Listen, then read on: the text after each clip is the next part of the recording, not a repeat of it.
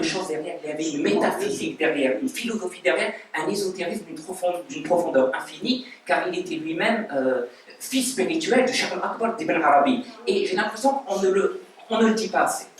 Oui, mais on ne le dit pas assez, encore faut-il qu'il y ait des conférences comme ça, et du temps, comme de si bien dit. Parce que tout est là, tout est là. Le temps est. Bon, terminez rapidement, c'est alors, l'inauguration du canal de Suez avec les têtes couronnées, hein, les têtes couronnées. Voilà, le Barzakh Barazir, la tribune des trucs, voilà. Mais Abdelkader et la franc-maçonnerie, là je vais passer très rapidement parce que à elle seule, cette histoire va nous mener très loin. En tout cas, ce que je dis, c'est que l'imam Abdelkader a eu des contacts avec la maçonnerie, avec la franc-maçonnerie. Il a eu de très grands contacts, mais l'imam Abdelkader avait la tête sur les épaules. Parce que les gens ici en Algérie, quand vous entendez parler de cette histoire, qu'un franc-maçon, c'est comme s'il était c'est comme s'il faisait de l'apostasie. La franc-maçonnerie est une grande organisation mondiale qui a ses buts, qui a ses origines, qui a ses principes, mais ce n'est pas de l'apostasie. Alors, Mohamed Cherif Sahli, auquel nous croyons, parce que c'est un grand ambassadeur, c'est un monsieur qui a beaucoup écrit, il dit la modernité de l'émir s'affirmait dans le fait qu'il appréciait hautement l'esprit critique et le défendait contre le principe de l'autorité. Également, il tendait à stimuler la recherche et l'effort intellectuel à un moment où la culture arabe ne vivait plus que de souvenirs. Et là avec cette histoire de franc-maçonnerie, l'imam Abdelkader est tombé dans un milieu, pendant ce temps-là, dans un temps où il y avait une sclérose sur tous les plans, le plan religieux, le plan culturel, et puis lui, il avait percé. Alors pourquoi pas ne pas aller voir avec cela? Parce que les francs-maçons ont vu dans l'acte de l'imam Abdelkader un acte de chrétien, de sauvetage des chrétiens, une œuvre maçonnique, alors que pour lui, c'était une action essentiellement musulmane, comme vous l'avez si bien dit.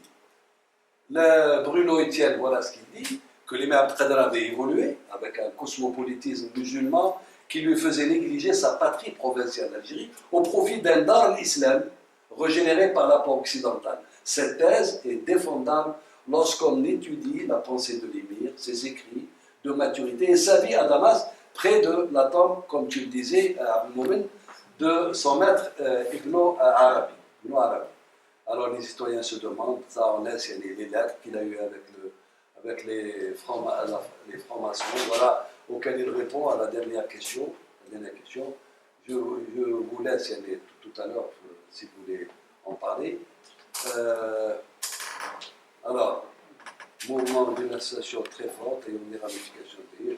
Alors oui, mais l'imam Abdelkader a vite déchanté. Il a eu le contact avec eux. Il a eu des contacts, je vous le dis.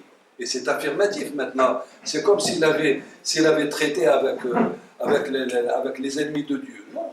Et il a eu des contacts. Mais il a vite déchanté car il s'est rendu compte, quelque temps après, que la franc-maçonnerie souhaitait utiliser son prestige pour développer ses influences en Orient. Ainsi, il cesse tout contact et signifie sa rupture définitive au Grand Orient de France en 1865. Et ça, il y a des écrits, il y a des preuves, mais je dis tout simplement que ce n'est pas de l'apostasie.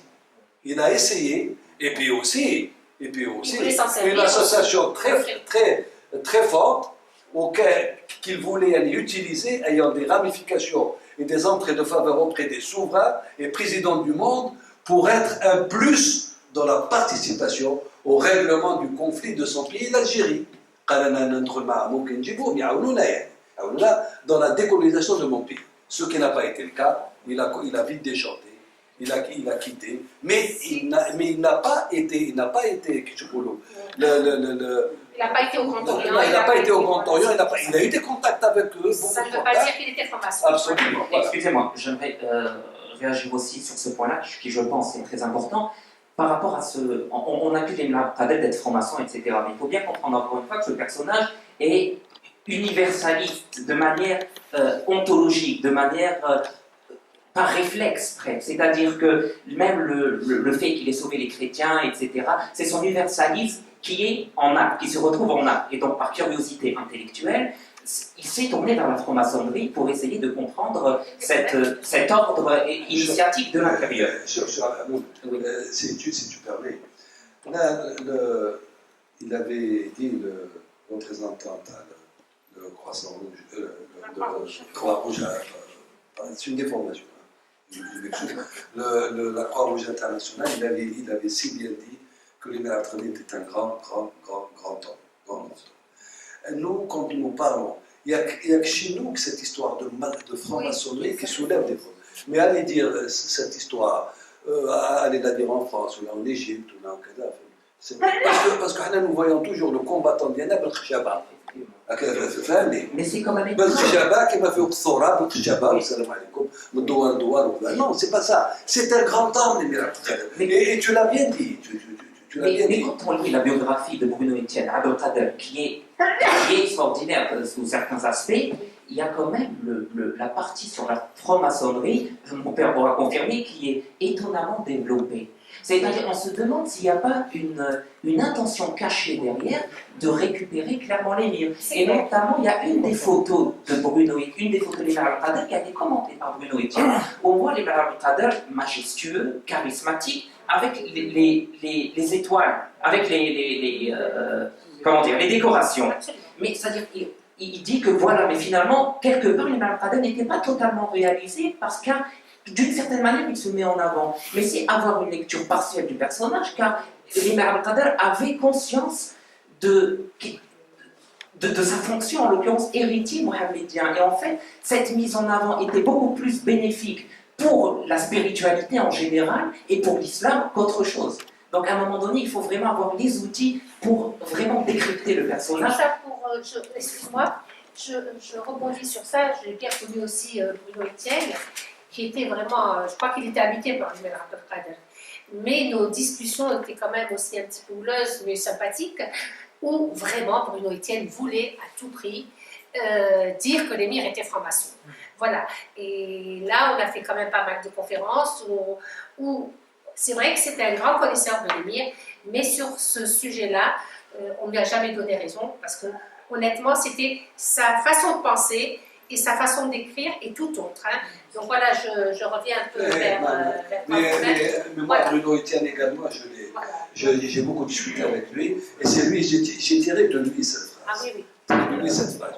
Mais il a vite déchanté, parce que nous n'avons pas écrit. C'est dommage. Les Algériens n'ont pas écrit. Alors il a fallu que ce soit d'autres qui écrivent pour qu'on commence à les critiquer. Quand même, on va dire Sahli que tu viens d'évoquer. Sahli, il y a le Hamza Ben Issa aussi. Sahli, parce qu'il faudrait qu'il y ait de nombreux personnages qui écrivent. C'est vrai. Personnes qui écrivent. Et la nature a horreur du vide. Lui, il a expliqué, mais voilà ce qu'il a dit. Mais il a vite déchanté, car il s'est rendu compte, quelques temps après, que la franc-maçonnerie souhaitait utiliser son prestige pour développer ses influences en Orient. Ainsi, il a cessé tout contact et a signifié sa rupture définitive au Grand Orient de France. Mais c'était une bonne action de l'émir. Ça veut dire que c'est un monsieur qui est très moderne. Alors pourquoi n'irais-je pas discuter? Moi, j'ai discuté avec des évêques, là-bas à Damas, discuté avec des évêques au Liban, à Beyrouth. Je leur ai tenu un langage très propre. Ils m'ont dit, mais écoutez, monsieur l'ambassadeur, personne, aucun intellectuel ici nous a tenu le langage que vous nous teniez. Yani, ما كانش اللي الناس ما يتكلموش قال انا مسلم c'est comme ça انا مسلم c'est comme ça ربي قال خلاص c'est terminé. Je rentre à la mosquée avec le pied droit et pas avec le pied gauche. Et on en est resté là. On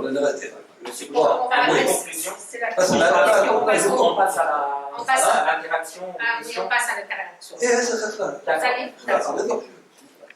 Alors Bruno Etienne, voilà.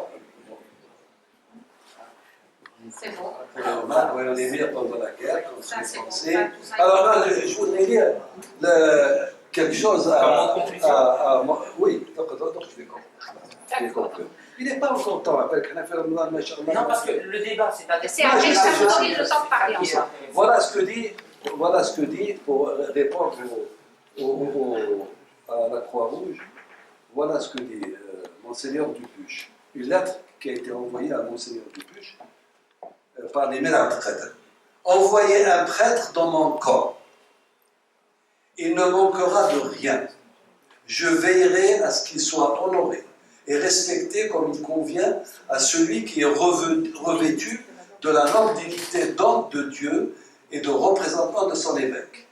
Il priera chaque jour avec les prisonniers, il les réconfortera, il correspondra avec leurs familles, il pourra ainsi leur procurer le moyen de recevoir de l'argent, des vêtements, des livres, en un mot, tout ce dont ils peuvent avoir le besoin ou le désir ou le besoin, pour adoucir les rigueurs de leur captivité. Voilà ce qu'a dit l'Ibn Abdelkader. Et ça, bien sûr, il y a plus de 160 ans. Merci pour tout ce 60 qu'il ans. avait.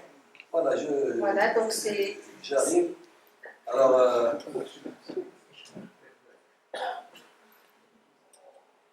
Alors donc, ce qu'il a dit aussi, allez, je vais terminer là. Ce qu'il a dit, je sentais tellement, je trouve la grandeur de l'émir, je sentais tellement l'importance qu'il y avait pour nous à conserver la science, qu'il m'est arrivé plusieurs fois de faire grâce à des tolbas, c'est-à-dire à des maîtres, qui avaient mérité la mort. Il faut si longtemps pour devenir savant que je n'oserais jamais anéantir en un seul jour le fruit de tant de travail. Le fruit de tant de travail. Et puis je termine avec quoi? Je termine avec ceci, en faisant le parallèle de l'émir Abdelkader. Ah, si des émirs autoproclamés, des émirs d'un nouveau style, en cette fin du XXe siècle et le début du XXIe siècle, ont su lire ces pensées d'un authentique homme de foi, nous aurions fait l'économie de plusieurs hommes de science, tels les docteurs Djelali Yabes, Mohamed Boussibsi, Mohamed Boukhobza, Sari Rouane Reda, les professeurs Boussibsi, Belkhanchi ou des lettres, Abdelkader Aloula, Aldin Medjoubi, Laïd Fnissi, Tahar Djaoud, Rachida Sahel, et son mari Mohamed Blaïd, Youssef Sebti, pour ne citer que cela, qui ont été condamnés et sauvagement exécutés pour on ne sait quelle faute et par on ne sait quelle justice. Et je vous remercie de votre attention. Et l'émir, donc, qui décède le 24 mai 1883, voilà, il sort de Damas, le départ de Damas, il arrive à Alger, voilà, son arrivée à Alger. Voilà. Alors, ce que je veux dire, c'est que beaucoup de gens se sont dit pourquoi l'émir est-il revenu en Algérie? Alège. D'autres sont partis jusqu'à dire dérangeawa, un verbe en arabe, conjugué en arabe. Dérangeawa. Dérangeawa, كان مع صاحبه كان مونتيري مع صاحبه, il était enterré avec son ami Mahidine Ben Arabi. Dérangeawa جابوا الجزائر. Alège. Pourquoi? Parce que tout simplement, pour ceux qui ne le savent pas, l'Imam Abdelkader a fait cette déclaration. سأرجع إلى بلدي حاملا أو محمولا. Je retournerai à mon pays portant, brandissant quoi? L'épée, le glaive, pour faire la guerre, pour reprendre la guerre, ou bien pris dans un cercueil, c'est-à-dire mort. وعلى آلة حدباء يحمل. Alors donc il est revenu sain et sauf. Quand je dis sain et sauf, c'est-à-dire que son corps était complet. Son corps était complet, et ça, j'ai un témoignage officiel de Cheikh Ahmed Kaftarou, Mufti al-Jumhuriya, qui m'a reçu et chez lequel j'ai été pour demander cette information. Il m'a dit oui, effectivement, c'est moi qui suis descendu faire le Qabar al-Taht et j'ai trouvé son squelette intact, 83 ans après. Il est mort en 1883, le 24 mai, et ils l'ont déterré en juillet 1966, donc 83 ans après, son corps était intact. حتى الريحان لتحت on mettait الريحان المسلمين في القبر, الريحان était intact. فقال لي أحمد كفتارو هذه علامة أو كرامة من كرامات التي تعطى من سبحانه وتعالى لأولياء الله الصالحين. Merci beaucoup.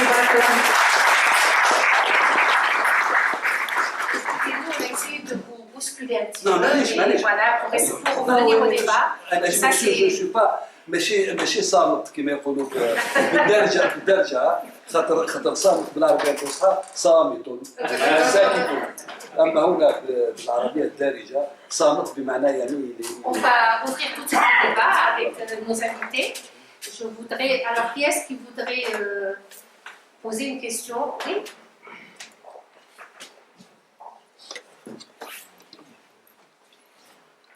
Je vais être court. Et justement, j'aurais 3 ou 4 petites questions concernant votre intervention. Oui. Premièrement, la lettre de Moulay, Oui.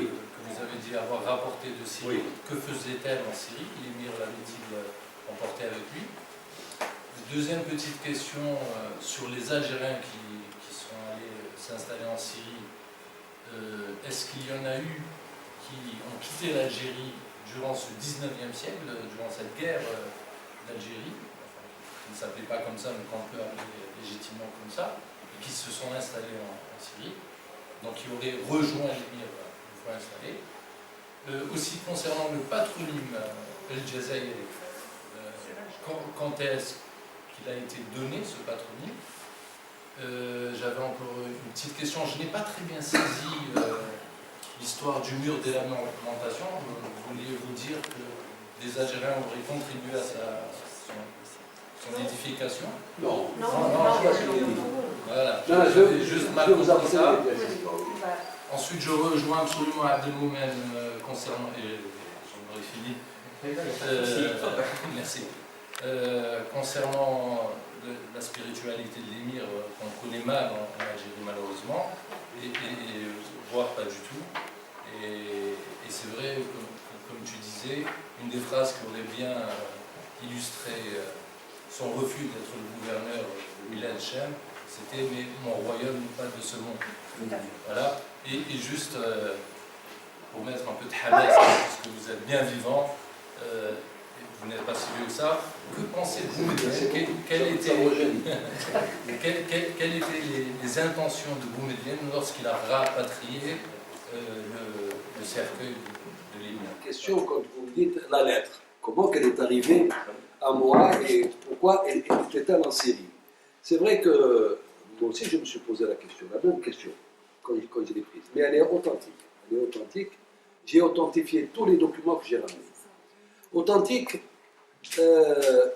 et une fois, il y avait notre président, notre ancien président Ben Bella, qui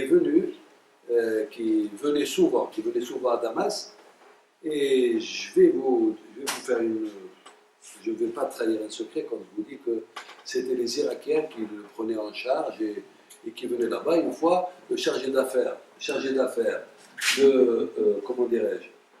de l'Irak m'a dit سعادة السفير السيد الرئيس موجود عندنا هون في دمشق قلت له هو فين؟ قال لي في فندق في الشامبالاز. قلت له ليش في الشامبالاز؟ احنا on a été monsieur le président est là, on a fait le même cursus dans le cadre du parti de la jeunesse et ما خليتهاش تحكي كما يقولوا j'ai pas laissé tomber la chose.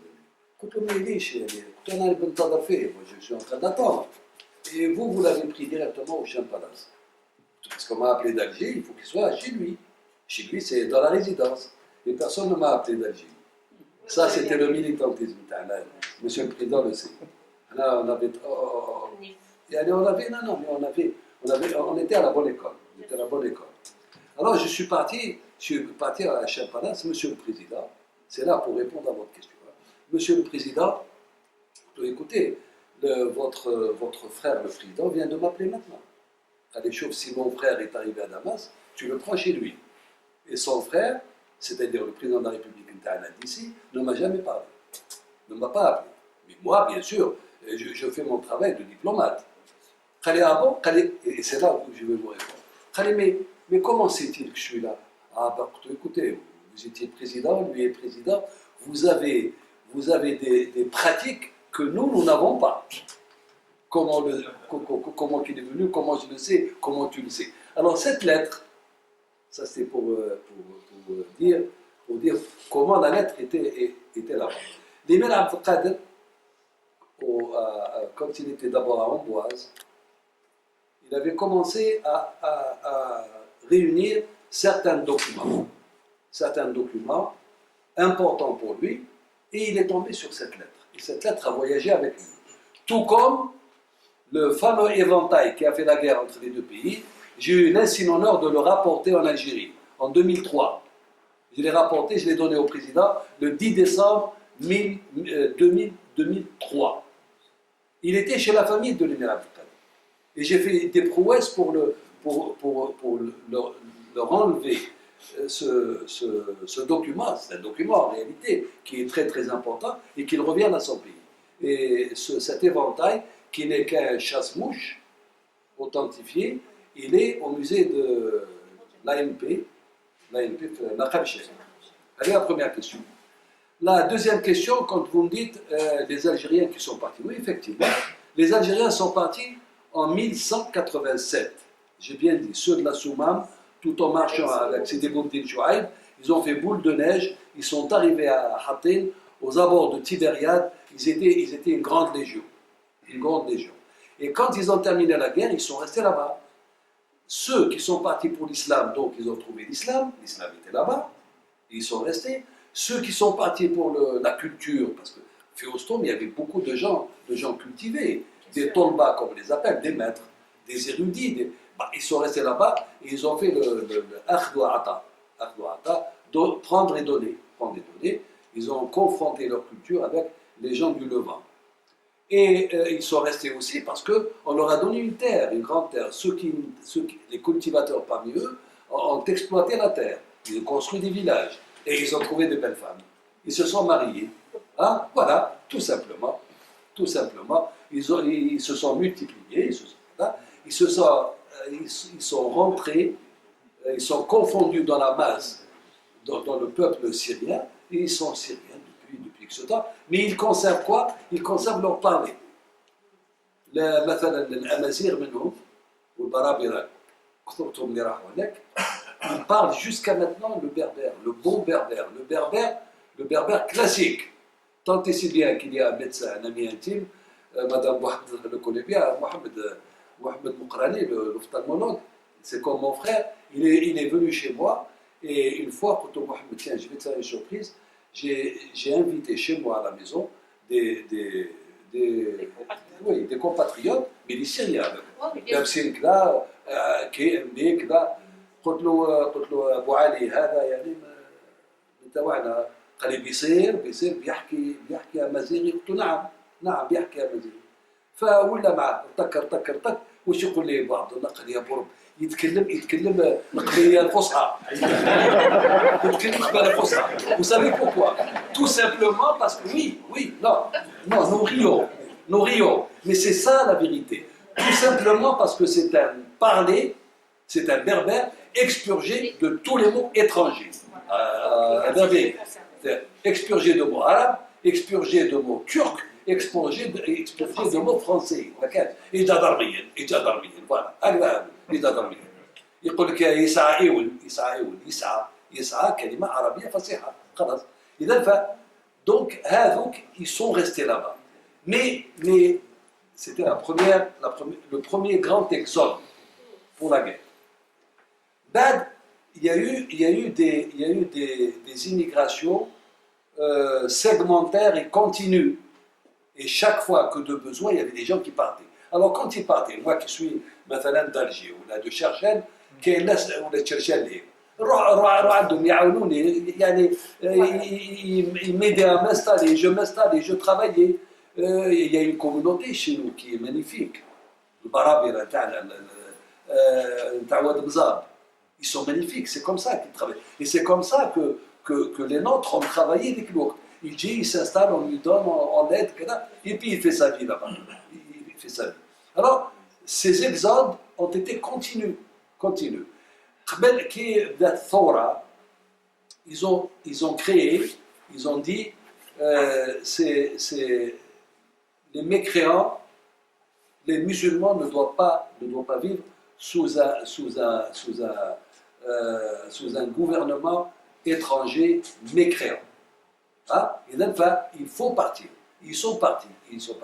Le dernier exode a été celui de Cheikh Ben Yilis. en 1920. En 1920, il y a eu, je pense, 600 familles qui sont parties.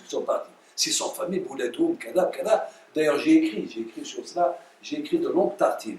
Et nous avons fait un congrès, un colloque international à Tlemcen, où j'ai assisté, où j'ai fait une intervention en arabe et fasih. Il y avait que le fatahil, l'arabe, فهذه la troisième question. La quatrième, vous m'avez... J'avais mal compris l'histoire. Le mur. Le mur. Alors, quand les Algériens, je dis bien les Algériens, et je mesure mes mots qui sont partis, la plupart de la Soumam, ensuite ça a fait boule de neige, il y a eu d'autres avec eux. Quand ils ont guerroyé, ils ont été des intrépides, ils sont rentrés victorieux. Salah Ad-Din Ayyoubi leur a donné en guise de legs une grande partie d'une terre bien fertile, Aïn al-Karam. Et il leur a donné le Mgharba. Le Mgharba, nos frères les Marocains, ils ont dit oui, mais ça nous appartient. Tout ce qui est Maghrébi, Marocain. Le problème n'est pas là, parce que dès que il n'y avait pas de frontières, ceux qui venaient Malgharb par opposition à Al-Mashraq. Le Sharq qui commençait à partir de l'Égypte, à Al-Mashraq, où tout ce qui est à partir à l'ouest de Tripoli, c'était le Maghreb. Alors, donc, il a donné le Hay al-Maghariba. Hay al-Maghariba, un grand quartier, في الزوايا بناوا الزوايا في المساجد il y a des commerces, il y a des magasins, il y a un caravansérail, il y a كذا et il est limité par un mur حائط البراق اسمه حائط البراق من النبي عليه الصلاة والسلام عمل الإسراء والمعراج حائط البراق et qui est devenu le mur des lamentations. Alors moi j'ai deux documents, je vous l'ai dit, que j'ai pu avoir par le biais d'un Américain qui fait un doctorat d'État sur le waqf de Sidi Boumediene. Il est venu et Madame Boutaleb, on était ensemble à Béjaïa, où j'ai intervenu, elle a intervenu, où moi j'ai parlé de waqf Sidi Boumediene. Il y avait même des descendants de Sidi Boumediene avec nous. Et là, ça a apparu dans le Hajj Google. Le Hajj Google, radiallahu anhu wa arda. On trouve tout chez le Hajj Google. Alors il a tapé, il a vu Bouchaba, Boutalab, Monseigneur Tessi qui m'appelle, il y a quelqu'un qui veut te voir. Je l'ai reçu, je lui ai donné beaucoup d'informations sur ce que je sais, sur le lac de Sidi Boumediene, de Kada. J'ai enrichi sa thèse, mais lui, il m'a montré deux lettres venant d'Israël, du ministère des Affaires étrangères d'Israël. Toi, est-ce que je pourrais les avoir? Bien sûr. Toi, tu m'as donné, moi je te donne. Il m'a donné les deux lettres, Ramandi, disant que, après je vais expliquer ce qu'il y a dans les lettres, mais c'est une explication pure, dure et sûre que toute la partie appartient aux Algériens. C'est tout, madame. Merci beaucoup. Oui, Ah oui, ils sont quelles étaient les intentions de Boumediene en 65 lorsqu'il a Ah oui. Non, mais Boumediene, pour ainsi dire, c'est-à-dire en 65, en 66, pardon, il fallait que ce héros revienne. Est-ce que, maintenant, je fais l'avocat du diable là, est-ce qu'il a su, de par sa famille, que lui-même a laissé des recommandations pour revenir chez lui, pour combattre, ou il a même mort dans un cercueil? Est-ce qu'il voulait compléter son œuvre après le 19 juin, au cas voilà le héros national? Parce qu'en réalité, le jour où l'imam Trader est venu, j'ai raconté à ma soeur Zhor comment que mon épouse maintenant, qui est Betrali, avec sa maman, sont partis à pied de Clerval jusqu'à l'Alien. Clerval jusqu'à l'Alien. Il y avait plus de Et puis, 250 000 personnes. et puis surtout les femmes, elles sont très émotives, qui ont pleuré de voir ce monsieur, le précurseur de la révolution de novembre, précurseur des droits de l'homme, l'humanitaire, le visionnaire, et on peut mettre autant de substantifs pour ce monsieur, revenir à son pays, vous savez, c'est quelque chose. Bon, on dit, sans que je vous dise qui, on dit que.